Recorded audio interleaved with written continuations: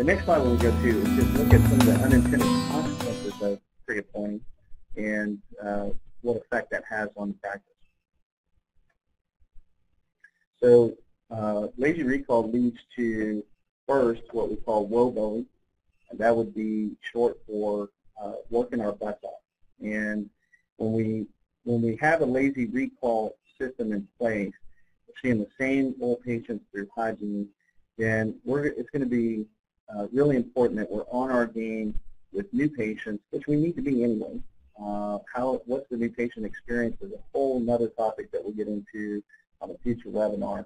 But with regard to recall, these patients coming through, if they're discussing with clean mouths, just puts a lot of pressure on the practice to perform and garner its production in other ways.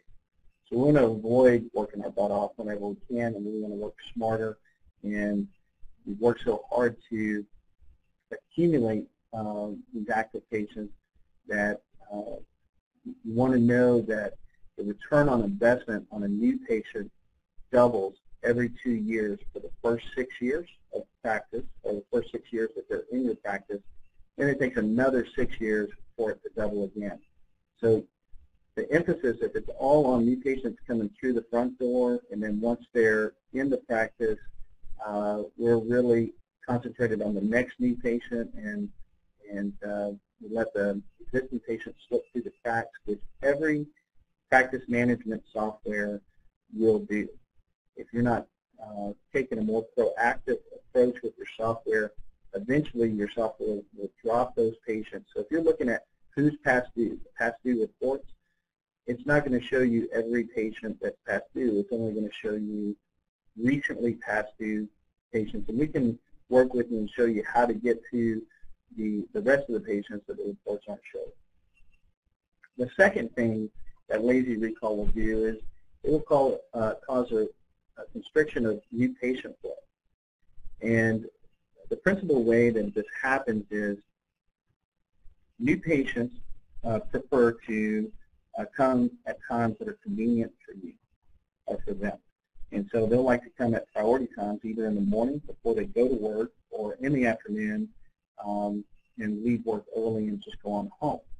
Well, that's the same time that your active and current patients would like to come see you. So if you're pre-appointing and you're not blocking spots for new patients at priority times, then your existing patients take all of those slots. When a new patient calls in to come see you, if they can't see you at a convenient time for them, they'll just call another dental practice and get in a time that is convenient. With that said, how do we accomplish both? Well, we just talked about this a little bit earlier, that every new patient or every practice focuses on new patients, really wants as many of those as they can get, but they actually treat their existing patients with those priority times, and we have more flexibility with existing patients. We can put them in the middle 4 hours of the day, and they'll come because they already have a relationship with the practice.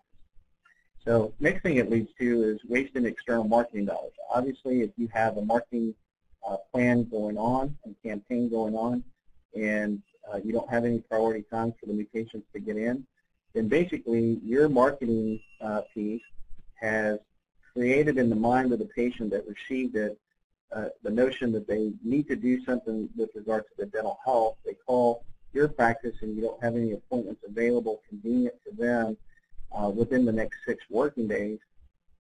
They'll just call the next dental practice until somebody can see them at a time that's convenient for them. So we don't want to waste any dollars unnecessarily.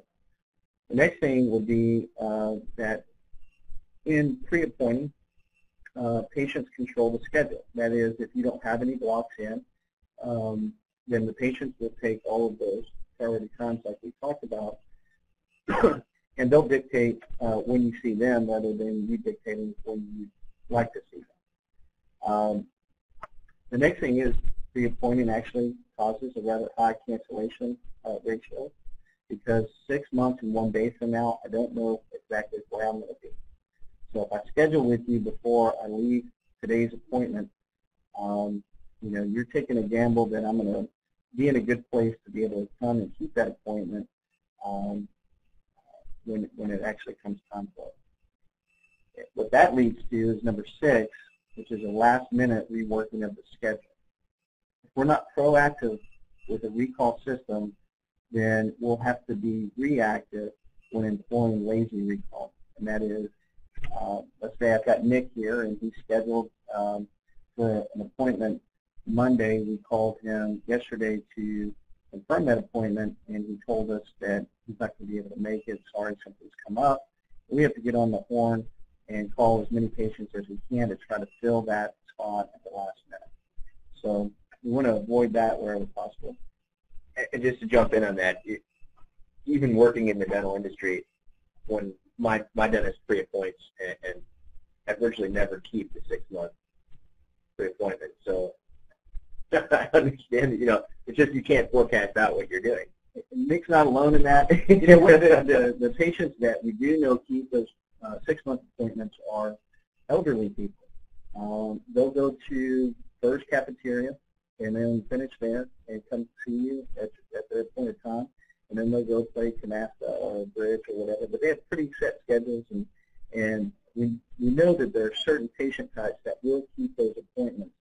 We know that there are a lot of patients who are busy at work, and it's going to be more difficult for them to forecast out whether or not when that time becomes available, they'll actually be able to make it.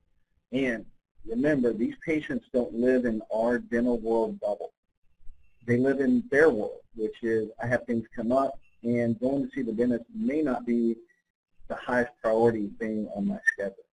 So anyway, we've talked more about how you do mix in pre-appointing and a more proactive approach on another webinar.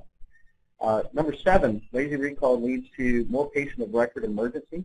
In other words, if you see a high number of active patients coming back in for emergency visits, it's probably because you have employed lazy recall. So again, we go back to those patients that come in, they keep those appointments, they're discussing and clean mouths. But the other patients who haven't come in, who we're not doing a good job at bringing back into the practice, they're going to come in when something's broken or hurting, and they may actually call another practice when that happens. So what we want to do is just maintain our active patients. That's the real value of a dental practice long term. That's the wealth component of a dental practice. When the doctor goes to sell the practice, it's the highest valuation point is how many patients does the practice have, and what are the quality of those relationships. It's not, man, do you have the latest and greatest equipment? How much did you spend on your build out?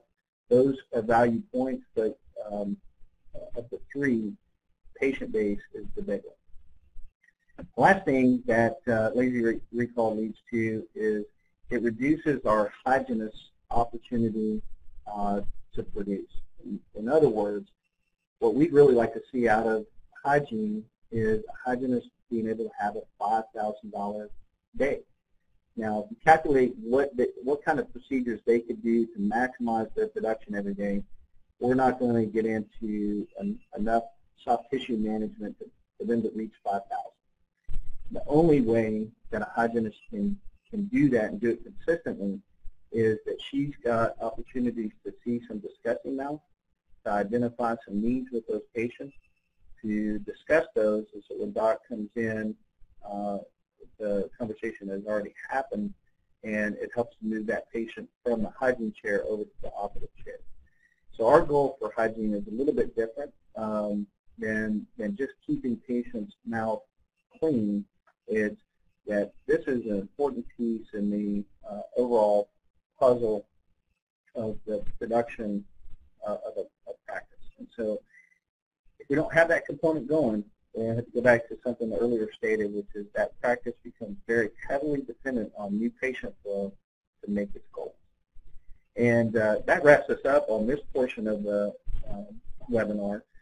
We may have created a few more questions for you in the process, but we'll fill those. I want to flip it over right now to Nick.